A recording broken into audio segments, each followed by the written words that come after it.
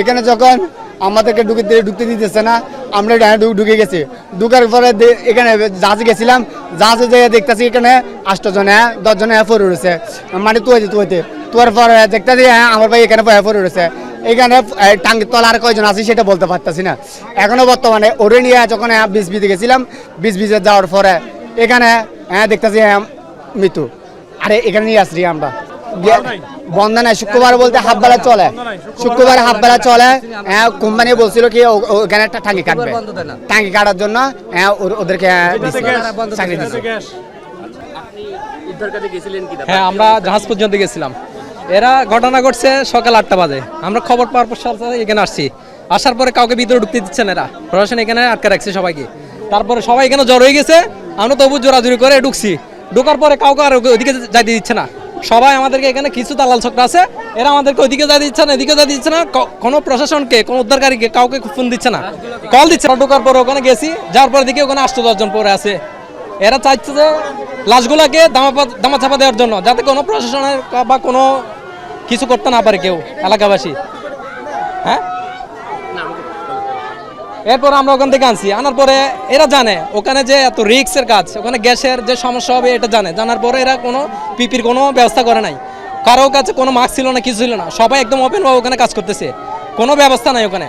তো এত বড় একটা দুর্ঘটনা ঘটার পর সাথে সাথে যদি এরা মেডিকেল নিয়ে যাওয়ার মতো ব্যবস্থা করতো বা এখানে অ্যাম্বুলেন্স থাকতো মেডিকেল এখান থেকে থেকে, তাহলে এরা বাঁচার সম্ভাবনা কিছুটা হলে থাকতো। কিন্তু ওরা 4-5 ঘন্টা পর্যন্ত ওখানে পড়ে আছে, 4-5 ঘন্টা পর্যন্ত ওখানে পড়ে আছে। কেউ, আমরা গেছি তখন 12টা বাজে। দেখেন 8টা, এই 1 ঘন্টা আগে করে আমরা গেছি আর কি। যাওয়ার পরে ওদেরকে এখান থেকে আনছি, আনার পরে দেখতেছি এরা এই অবস্থা।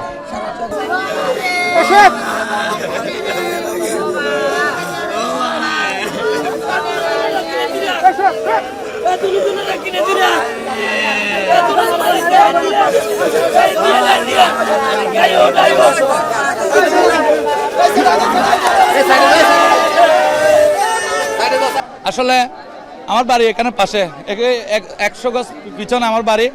আমি সকালে এখানে আসছি, সকাল বলতে 10:30টার পরে দেখতেছি এখানে অ্যাম্বুলেন্স কয়েকটা ছিল আর কয়েকটা লাশ, বুঝছেন। এখানে ভিতরে আরো অনেকগুলো লাশ ছিল। তারপর আমরা নিজে গেলাম, এখানে আমাদের শাহাবুদ্দিন ভাই ছিল, নুরুদ্দিন ভাই ছিল, আমাদের কামাল ভাই, তারা সবাই মিলে এখানে কোনো প্রথম অবস্থায় উদ্ধারের জন্য কোনো এখান থেকে থেকে কোনো মানুষ আসে নাই, কোনো সেফটি বাহিনী ছিল না।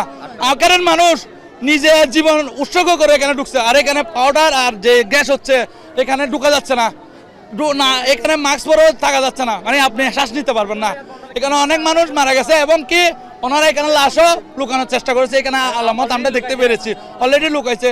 আর যেগুলো নিয়ে গেছিল, আরেকটা আমার কথা, এত বড় ইয়াট আপনি দেখছেন, ঠিক আছে, একটা অ্যাম্বুলেন্স নাই, 1000 কোটি টাকা খরচ করা হয় কি কোথায় এই আপনার ইয়াট গিনিয়ার করার জন্য। কার জন্য গিনিয়ার?